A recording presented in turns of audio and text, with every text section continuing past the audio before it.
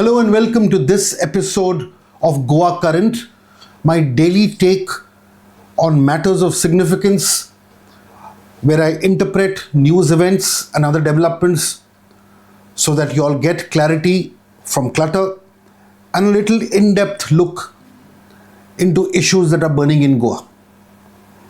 Today we look at the most burning topic that Goa is grappling with, the introduction or the proposed introduction of the Goa Prohibition of Unlawful Conversion of Religion Bill 2026. We always believe that effective journalism is about asking the right questions. And in INK GOA, we try and do that. Then the right question today is, why has the BJP government sought to float another trial balloon and do shadow boxing with Goan sentiments by suddenly bringing in this anti-conversion bill? The questions that we are asking is, why now? What crisis is this bill responding to? Who demanded it? What evidence was placed before the cabinet? Or is this less about religious conversion and more about converting religious identity into votes before the 2027 assembly elections? But before answering all these questions, here are the facts that should whet our appetite for truth.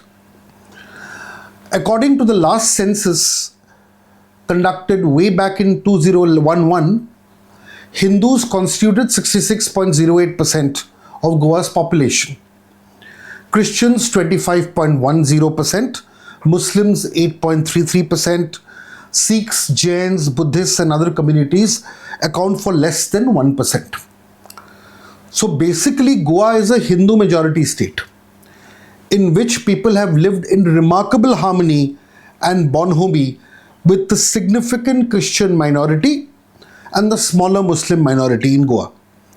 Goa has never been torn apart by any religious conflict or faced any conversion epidemic requiring any emergency legislation.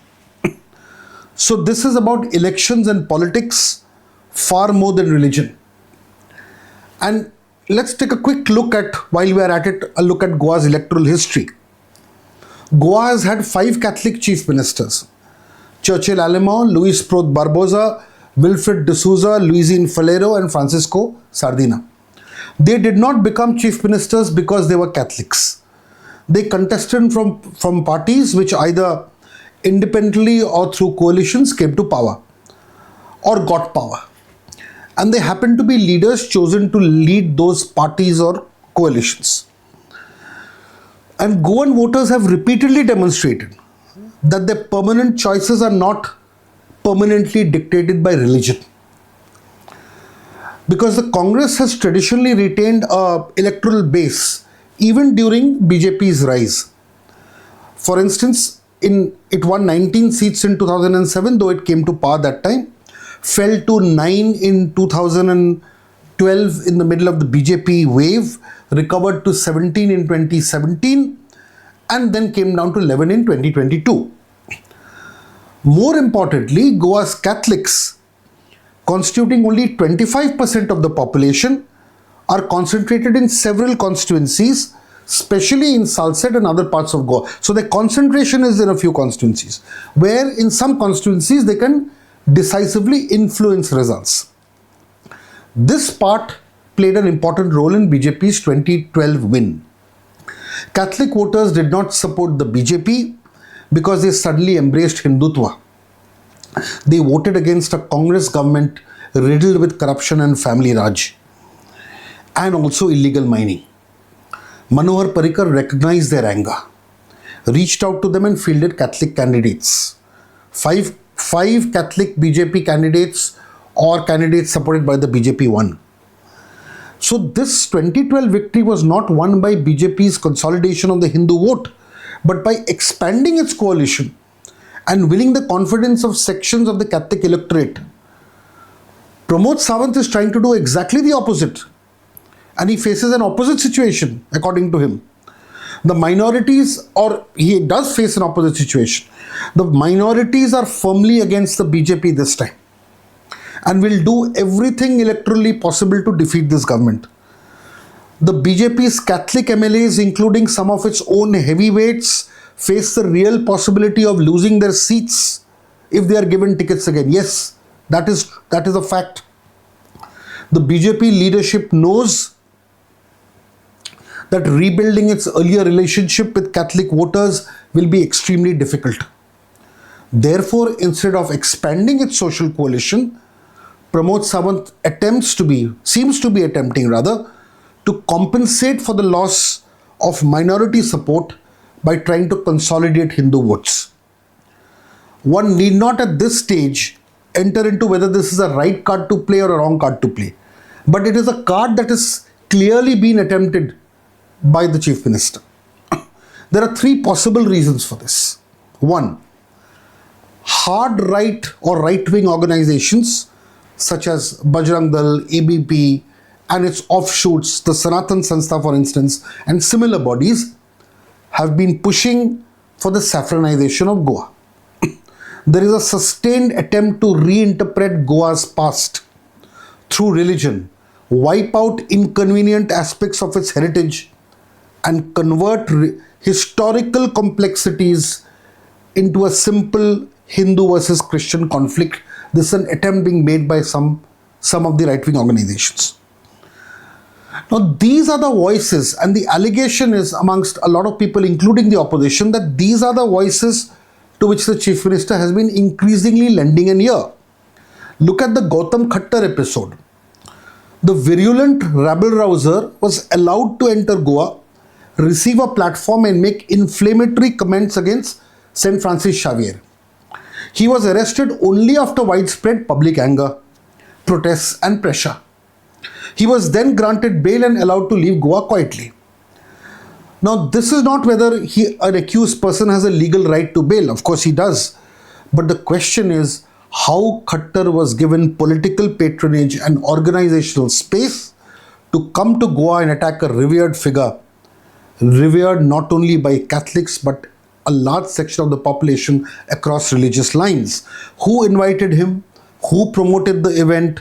What ideological ecosystem made him believe that Goa was a fertile ground for this provocation? Why was firm action taken only after his speech had created such tension? Then you look at the Marathi language pattern. That also follows a similar route. Every assembly election, a predictable rabble-rouser, we will not even dignify by giving his name, a predictable rabble-rouser becomes active and demands that Marathi be made Goa's official language. But Goa's official language has already been settled. The Official Language Act of 1987 recognizes Konkani as Goa's official language. An elected head of Goa should have said firmly that the issue is settled, Konkani is Goa's official language, and attempts to reopen these old conflicts are absolutely misplaced. Instead, Dr. Pramod Sawant responded by stressing that learning and speaking Marathi is equally important. Of course, there is nothing wrong with learning Marathi or any other language, and Marathi is spoken and used in Goa. Most of the vernacular papers, almost all of them are in Marathi. That is not the issue. The issue is that the Chief Minister has showed an unwillingness to draw a firm constitutional and political line when a settled matter is deliberately reopened. Underneath this renewed language dispute lies a religious and a cultural project. The attempt to pull Goa away from its own distinctive identity and attach it to a wider Marathi Hindutva political narrative. This is being done by right-wing Hindu organizations in a sustained manner. The question is the constitutionally bound state doing enough to check this? That is the question. Now, therefore, the anti-conversion bill that is being sought to be introduced now will surely bring smiles to these Hindutva organizations and the Marathi protagonists of this nature. It tells them that the Chief Minister is listening to them and willing to carry their agenda into the cabinet and the assembly. The second reason is Dr. Pramod Sawant's own need to hold on to his chair. He needs to keep his seat warm. To do that, he must visibly align himself very strongly with the two people who matter most in the BJP, Narendra Modi and Amit Shah. Neighboring Maharashtra under Devendra Fadnavis has enacted a strong, stringent anti-conversion law and is simultaneously pushing a strong Marathi agenda. But then he is the Chief Minister of Maharashtra. If he is pushing a Marathi agenda, that can still be understood. Sawant appears anxious to belong to a club of relatively young BJP Chief Ministers who want to show themselves or portray themselves as torchbearers of the Modi-Shah political project. And that is what is important, including its inbuilt Hindutva agenda. For Sawant, this is not just a Goa policy. It is also a signal to Delhi that he is ideologically dependable, willing to follow the national template, and capable of implementing it in Goa despite the state's different history and its social character. The third reason is governance and anti-incumbency. These are reasons why we feel this bill has been introduced. The third reason is governance and anti-incumbency. Governance failure and the steadily growing anti-incumbency is very evident. The discontent is no longer confined only to the political opposition. It is visible among communities and economic groups which once formed part of the BJP's core electoral coalition. Sections of the OBC feel that their rights and representation and political importance have not been protected. Their dissatisfaction is not abstract because OBC organizations are now demanding reservation in the Legislative Assembly on the ground that a community that is substantially a part of Goa's population needs greater representation. And they are asking from a jump from 19.5 to 27%. That is part one. The tribal community has an even more specific reason to feel betrayed. Goa's scheduled tribes have struggled for decades for political reservation in the assembly. Parliament has passed a legislation creating a mechanism for reserving seats. But the reservation has not become a reality on the ground. Now, all this is important because the Census Commissioner must now do a census to determine the ST population. And unless that is done and the Election Commission does the delimitation, not a single seat is reserved. That is why there are even legal warnings that the benefit could be delayed beyond 2027 because of what the groundwork that needs to be done. Now, this promise of ST reservation that does not translate into actual reservation cannot be marked as justice, and tribal groups are upset about it. Then there are Goa's traders, businessmen, ordinary families who have not recovered from soaring prices, hiked petrol prices, hiked LPG prices.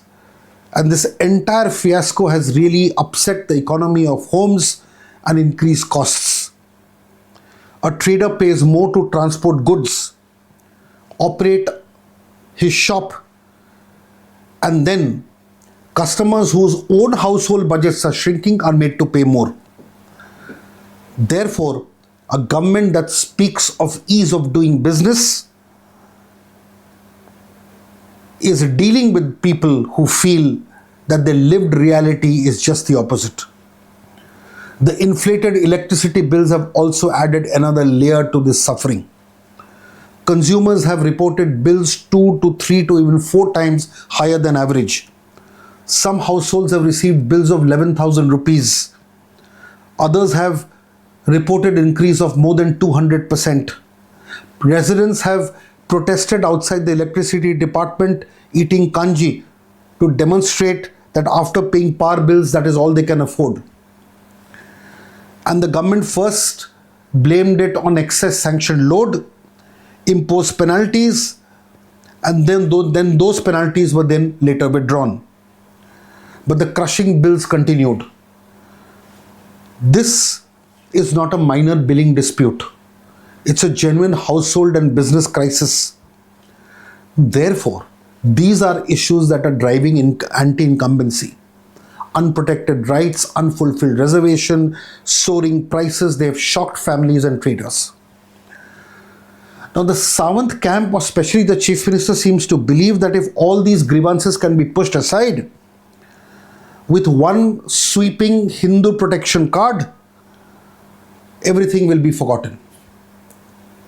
The message seems to be forget what you're paying, forget the jobs you did not get, forget the reservations that did not happen, forget the business you're struggling to keep alive. Hindus must unite because Hindu khatre mein hai. This is a national kind of a template which is simply being echoed in Goa. This is not a Pramod Sawant template for sure, but he is echoing it by these kind of actions. Therefore, the message is clear, but this looks like a misplaced plan without any serious reality check. And that is the reason why it is difficult to explain why the government has embarked upon this anti-conversion adventure without doing proper homework and reality checks. And that is something that is going to hit the BJP quite badly. Whatever be the reasons, was it needed and should there have been greater checks and balances before this adventure was embarked upon by the Chief Minister? Also comes the crucial question, was the bill discussed in the cabinet or even discussed internally? We know it has been passed by the cabinet, but was it genuinely discussed? Were viewpoints taken? Were ministers given the complete draft? Most important. Were they shown any data about the conversion crisis? Did they discuss whether Goa's existing laws were inadequate? Did anyone ask why Goa needed punishments extending to 14 years or even life? Or was the cabinet decision itself intended to create a story and polarize public opinion? Was that the end goal? Only the cabinet decision. The government introduced this bill. Of course, the cabinet has passed it. We need to ask whether complete facts have been revealed, the structure and implications of the bill decided or even analyzed, or is it just this trial balloon that is going to be thrown into the assembly? The intention, clearly, of passing it in the cabinet seems to be to satisfy the sections that the government or the Chief Minister wants to woo or please. Passing the bill and successfully implementing it may be secondary. The cabinet approval and introduction in the assembly are sufficient to create a political headline, and that is what is happening right now. He is not seeking any justification, the Chief Minister, from the entire state. And those to whom he is catering do not require a justification. So it is clear. You are not justifying it to the people of Goa, and the people who are happy about this do not need a justification. In July 2022, Pramod Sawant told the assembly that only 2 FIRs involving conversions were registered in the previous decade.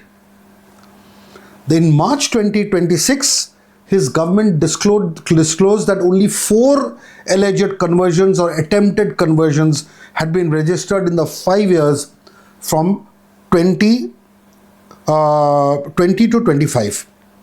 2 in 22, 2 in 23, and none in 21, 24, and 25.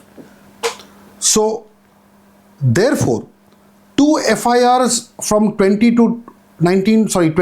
to 2020 and 4 cases between 2021 and 2025. No conviction has been achieved from the area of these 4 cases. That is a shocker. So far, there has not been a single conviction from 2010 onwards.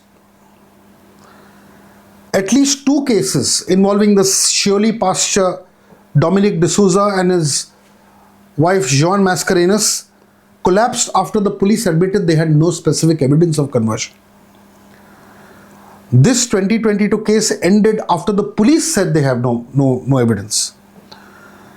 Another FIR registered on December 31st, 2023 was quashed by the High Court in June 2026 after the police filed a final summary stating that no specific evidence was available against the same couple. So where is the conversion emergency? Anti-conversion laws are publicly presented as laws against force and fraud. But the machinery can go no further. Prior notice to the administration, official scrutiny of voluntary conversions, intervention in marriages, reverse burdens of proof. All of this makes it very difficult for even people who want to convert on their own free will. Forget forcible conversions. The BNS Act punishes force, fraud, intimidation, wrongful confinement, kidnapping, cheating, extortions, and promotion of religious enmity anyway. Therefore, this bill, according to an editorial in one paper, very rightly says it's a solution desperately looking for a problem.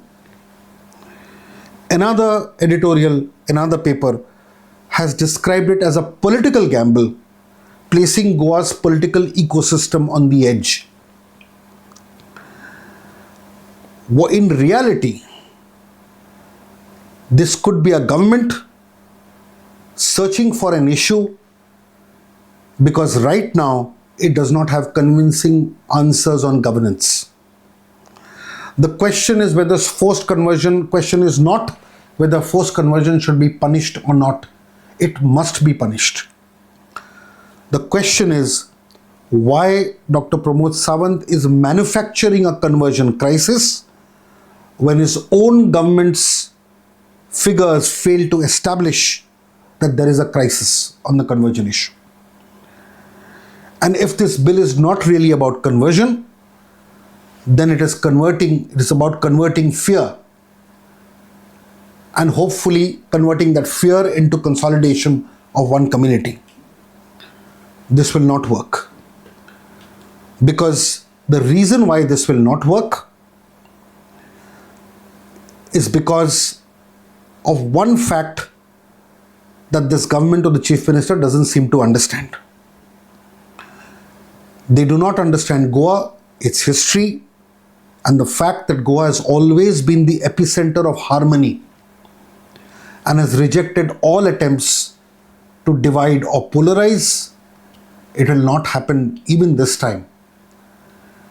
Therefore, let us look at it as a political trial balloon and leave it at that, because people of Goa will not allow this to happen. This was Goa Current, and this is INK GOA, and I'm Shujoy Gupta. Thank you for watching.